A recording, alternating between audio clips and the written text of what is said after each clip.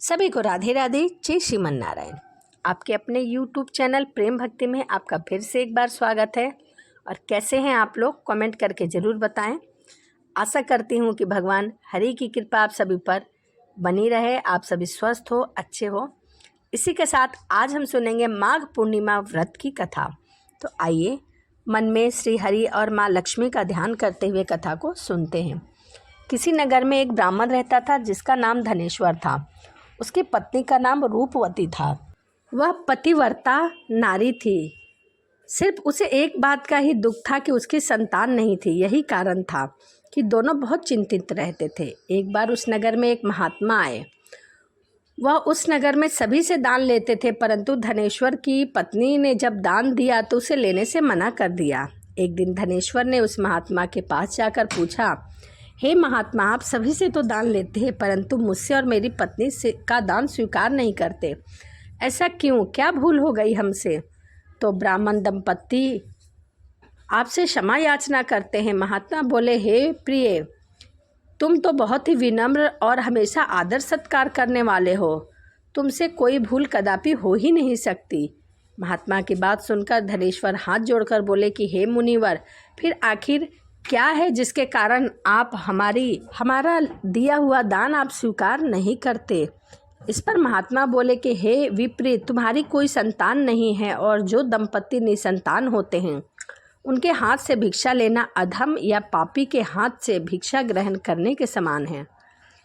तुम्हारे द्वारा दिया गया दान लेने से यही कारण है कि मैं तुम्हारे हाथ का दान नहीं लेता। महात्मा के ऐसे वचन सुनकर धनेश्वर उनके चरणों में गिर पड़ा और बोला कि हे महात्मा, संतान न होना ही हम पति पत्नी के जीवन का सबसे बड़ा निराश। यदि संतान प्राप्ति का कोई भी उपाय हो तो हे मुनिवर बताइए। ब्राह्मण का दुख देखकर महात्मा बोले कि हे विप्रिय, तुम्हारे इस कष्ट का एक निवारण अवश्य है।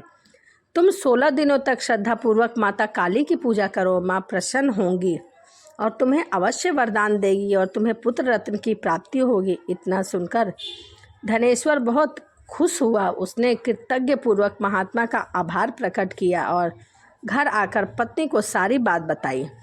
पति पत्नी को महात्मा के द्वारा बताए गए इस उपाय से एक आशा की किरण दिखाई दी और वह उस आशा की तरफ चल पड़ा।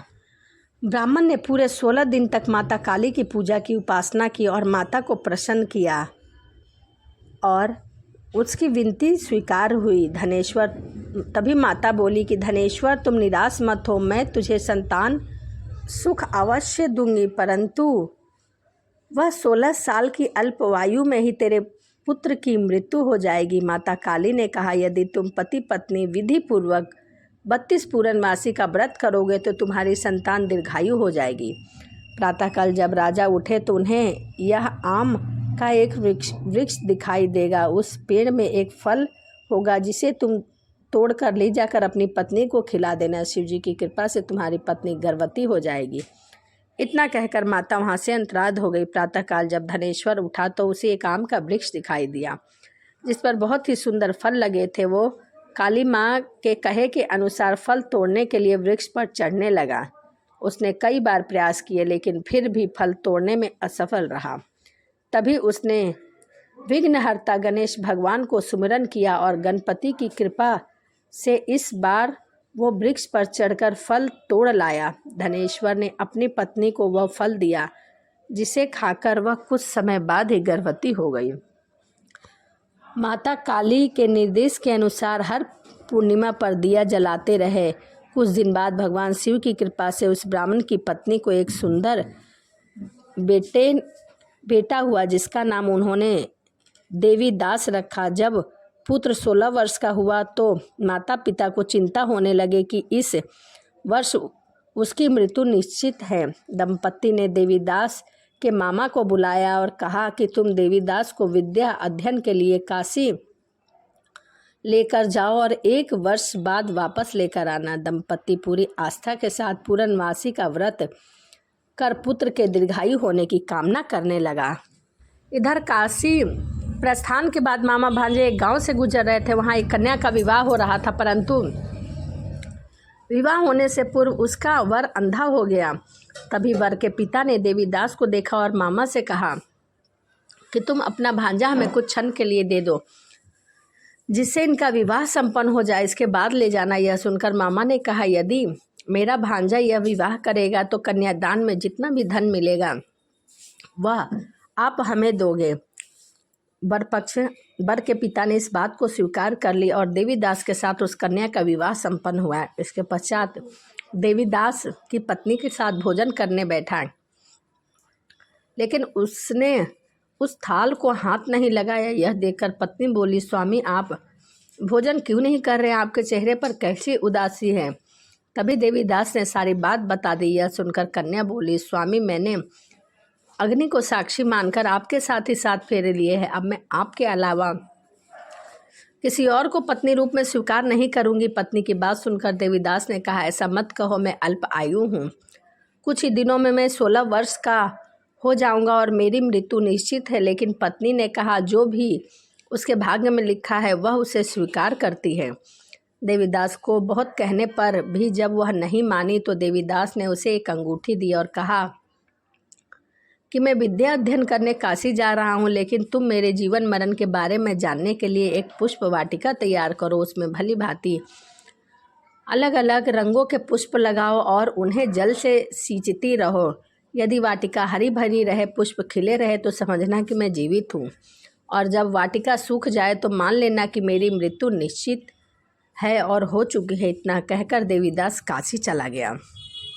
प्रातःकाल कन्या ने दूसरे वर को देखा तो बोली कि यह मेरा पति नहीं है, मेरे पति काशी पढ़ने गया है। यदि इसके साथ मेरा विवाह हुआ है तो बताए कि रात्रि में मेरे और इनके बीच में क्या बातें हुई हैं और इससे इन्होंने मुझे क्या दिया था। यह सुनकर वर बोला, मुझे कुछ नहीं पता।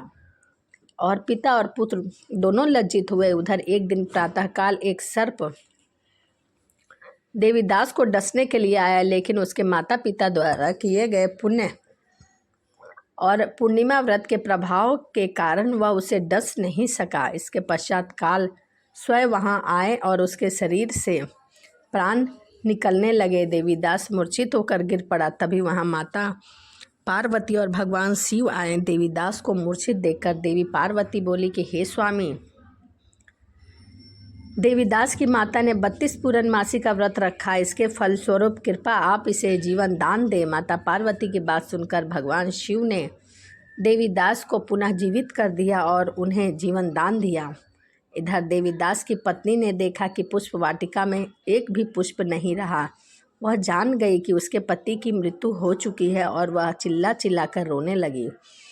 तभी अचानक उसने देखा कि पुष्प वाटिका अचानक से हरी भरी हो गई। यह देखकर वह बहुत प्रसन्न हुई और उसे पता चल गया कि उसका पति देवीदास अभी जीवित है। देवीदास के प्राण दान मिल चुका है। जैसे ही देवीदास 16 वर्ष का हुआ, मामा भांजा काशी से वापस चल पड़े। रास्ते में जब वह कन्या के घर गए तो उसने देवीदास को पहचान लिया और अत्यंत प्रसन्न हुए।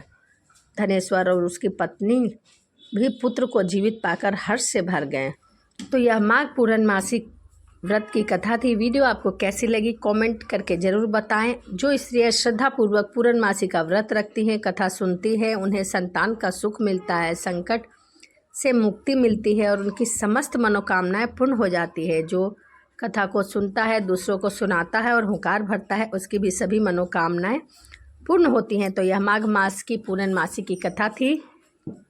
इसी के साथ वीडियो को यहीं समाप्त करते हैं और आपसे मिलते हैं अगली वीडियो में। सभी को राधे राधे। जय श्रीमन नारायण। हरे कृष्णा।